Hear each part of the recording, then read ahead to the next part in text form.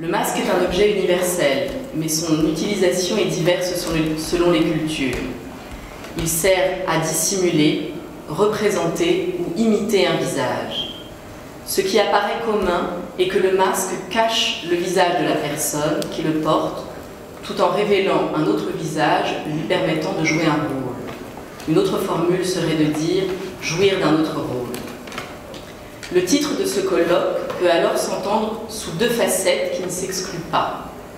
Les masques que la haine revêt pour se la dissimuler à soi-même ou à l'autre, et les masques de la haine que porte l'être pour dissimuler autre chose. Là où la question du masque de la haine ou de la haine masquée est très présente est le champ de la névrose obsessionnelle, comme ça a été évoqué. Elle est présente de manière tout à fait prégnante dans l'ensemble du tableau clinique de cette névrose. Les patients et les psychanalysants témoignent quotidiennement de ce que la haine est là, masquée par les formations réactionnelles ou démasquée comme étendard de la pulsion de mort. Le lien entre la haine et la pulsion de mort est étroit. C'est dans Au-delà du principe de plaisir, 1920, avec la compulsion de répétition, que Freud met en tension les pulsions de vie qui vont dans le sens de la liaison et les pulsions de mort qui, elles, vont dans le sens de la déliaison pulsionnelle, comme ça a été évoqué par Jean-Baptiste Leboeuf. Cette passion humaine qui vise à détruire appartient donc au champ de la pulsion de mort, qui œuvre sans bruit, mais peut justement s'appréhender par les voies bruyantes de la haine, la destruction ou encore l'agressivité. Les pulsions de destruction ou d'agressivité sont liées à la pulsion de vie en se tournant vers l'extérieur. Voici ce que Freud écrit concernant la haine.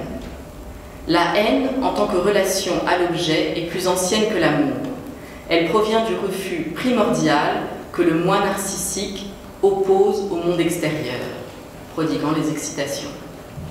En tant que manifestation de la réaction de déplaisir suscitée par des objets, elle demeure toujours en relation intime avec les pulsions de conservation du moi. Le moi est donc au centre de cette question de la haine. Elle permet d'ailleurs chez le nourrisson de faire cette distinction entre le moi et le non-moi. Ce dont il s'agit avec le moi, c'est d'une identification. Lacan donne pour cette dernière la définition suivante. C'est la transformation produite chez le sujet quand il assume une image. Avec le stade du miroir, ce que Lacan met en exergue est le fait que l'être s'identifie dans une forme. Il y a une dimension de l'idéal, car la forme à laquelle il s'identifie pour fonder son moi est une image unifiée, une image totale qui anticipe une identification, car l'infant se vit comme morcelé.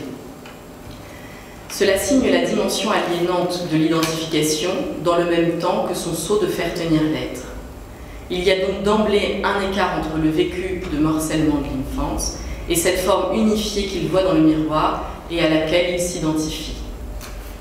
Cette opération d'identification, cette constitution de la fonction du jeu, passe par le désir de l'autre, l'adulte qui le nomme. À cette période, le petit homme est dans un état de dépendance absolue vis-à-vis de la personne qui prend soin de lui. L'enfance vit le morcellement, la déliaison, le champ de la pulsion de mort au quotidien. La jubilation lors du stade du miroir est un éprouvé en lien avec ce que l'enfance voit dans ce miroir et qui préfigure quelque chose qu'il ne vit pas encore.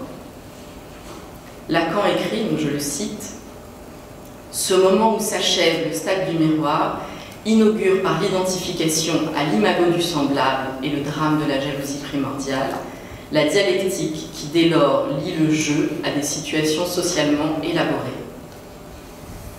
Dans le même temps que l'être s'identifie au champ humain, au champ de son semblable, la tension agressive émerge dans la relation à l'autre.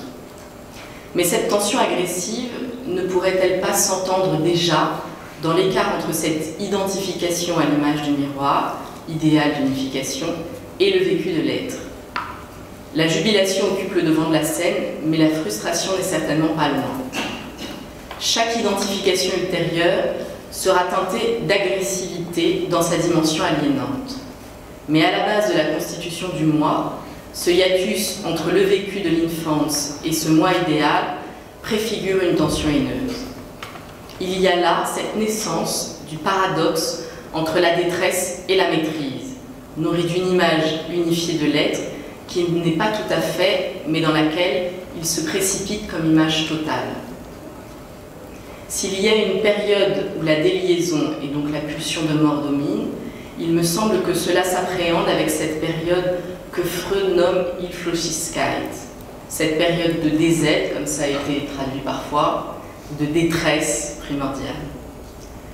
Le paradoxe avec le moi est précisément cette dépendance excessive dans la lignée de cette première expérience, donc de l'Hilflosigkeit, et dans le même temps la tentative de maîtrise. Le stade du miroir est un prototype très éclairant de ce paradoxe moïque. Freud met l'accent sur le fait que le surmoi est l'héritier de l'Oedipe.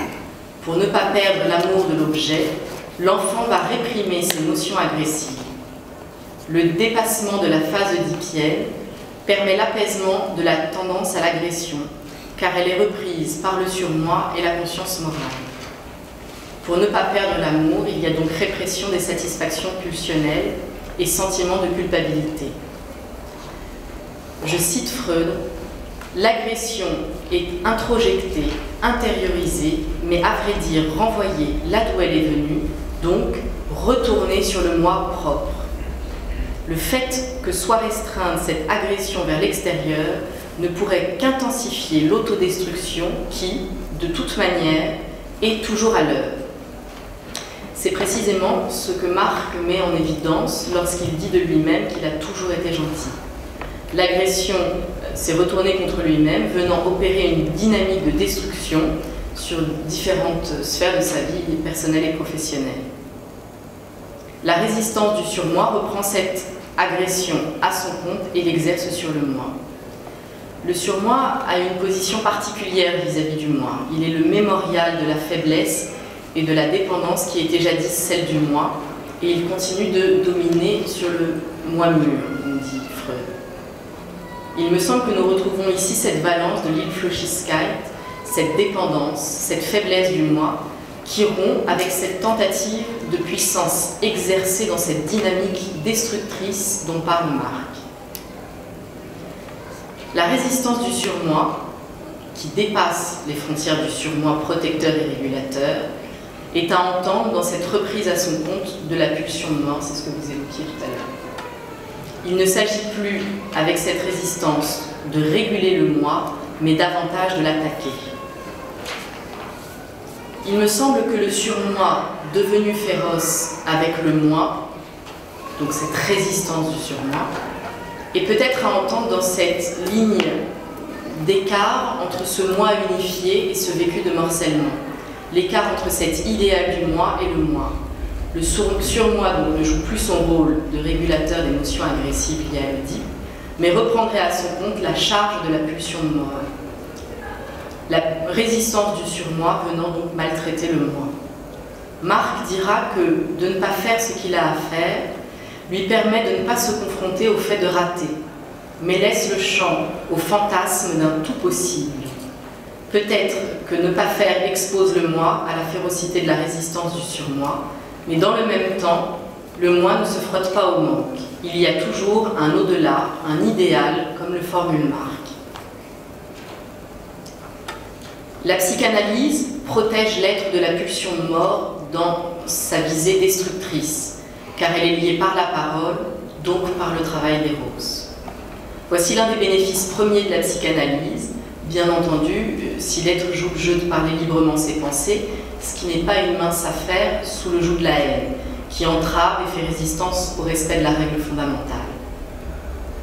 S'approcher de sa haine au sein d'un parcours psychanalytique pour ne pas s'en délecter et la distiller dans les relations humaines, où humer ce parfum deviendrait un mode de jouissance tout à fait mortifère. Marc nous enseigne cela, à savoir toute la difficulté de lâcher sur les coordonnées de la jouissance imaginaire. Seule cette voie de la castration symbolique, en dénouant les résistances et par le passage des fantasmes fondamentaux comme coordonnées de cette jouissance imaginaire, peut permettre de jouir de sa vie autrement. Seul le psychanalysant, par ses associations libres, peut accéder à ces coordonnées subjectives de la langue. L'ouvrage de la pulsion de mort présente jusqu'à la fin de la vie, tout comme Eros, et qui participe à la vie comme Eros d'ailleurs, est un argument puissant en faveur de la psychanalyse sans fin pour le psychanalyste en exercice. La pulsion de mort, même après la traversée d'une psychanalyse, ne cesse pas d'œuvrer, même pour un être devenu sujet.